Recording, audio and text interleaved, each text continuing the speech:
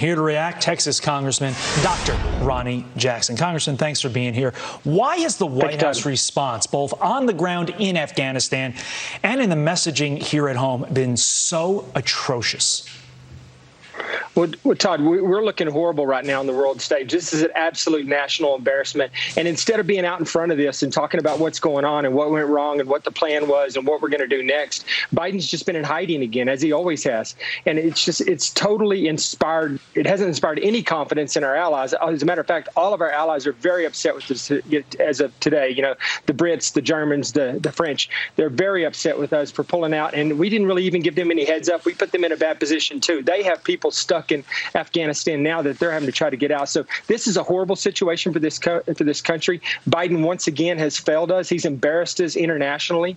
And, you know, honestly, it is time for him to leave. I've been saying this for a long time. I've been saying that he's not cognitively prepared to be our president. And this is just another example of his failure. And I think a lot of this is related to his cognitive ability. But he's created a national security disaster for this country right now, and it's time for him to move on, and somebody else needs to do this job. He is not fit to be our commander-in-chief. It's time for him to resign. Okay, but I mean, I don't think anybody thinks that he's going to resign, but if he were, you know, we have Vice President Kamala Harris there in line, and take a listen to what she had to say on this decision to withdraw troops from Afghanistan. This was just a few months ago in April. He just made a really big decision. Afghanistan. Yes. Were you the last person in the room? Yes. And you feel comfortable? I do.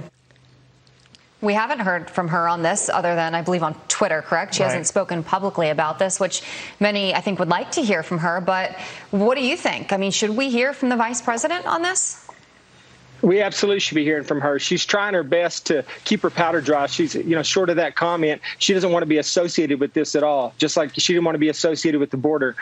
She just wants to keep her hands clean on all of this because she knows what an unmitigated disaster this is, and she knows that this is only going to get worse over the next few days and weeks.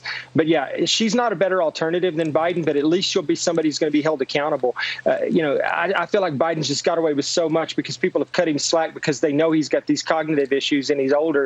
We need somebody who's going to stand up and take responsibility for what's going on. He hasn't done that. I doubt she will ultimately do that, but it's time for he is the president right now, and it's time for him to go. And I honestly think that he will go. I think that he'll resign, or I think his own party will remove him with the 25th Amendment as the days advance, because there's just too much liability with this man. They can't cover for him anymore. Okay, so as we sit here today, you think the 25th Amendment will be invoked by the Democrats in Congress against Joe Biden?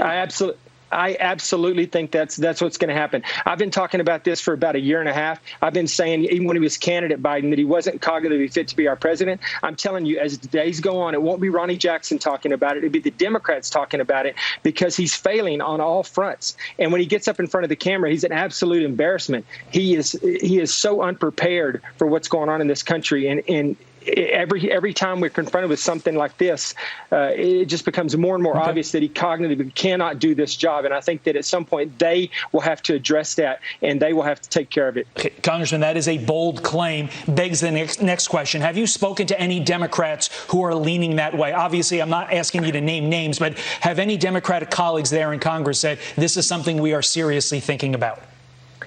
I haven't heard any Democrats talk about that. They're being very quiet about what's going on. They don't have anything good to say about him, so they're just keeping their mouths shut. But I'm just telling you, as time goes on, they are not going to be able to cover for him anymore. You can see the big problem they have right now is the mainstream media is not covering for him on this issue either. They've given him top cover for 6 months on every single bad decision he's made, but they're not doing it on this. He's out in the open right now. It's not going to be good for him, and eventually these will. And I'm telling you, there are people in the administration, obviously, even in Kamala Harris's circle, that are probably chomping at the bit a little bit right now, looking at this, thinking that they're going to be in the Oval Office in short order, and they may be right. Okay, but how would things in your mind be different if he were to be either removed from office or resign from office? Would it be different? We've got about 30 seconds. No, I don't know that things would be different. I don't know that Kamala Harris is a better alternative than Joe Biden. I don't know if she's going to be a better decision maker or a better commander-in-chief than he is. I don't honestly think she will be, but we have to. There has to be change. He's failed. He's shown us that he can't do this, so he's got to move on, and somebody else has to have an opportunity to make it right. Wow. Okay, a lot of big thoughts there on Friday morning. Congressman Dr. Ronny Jackson, thank you.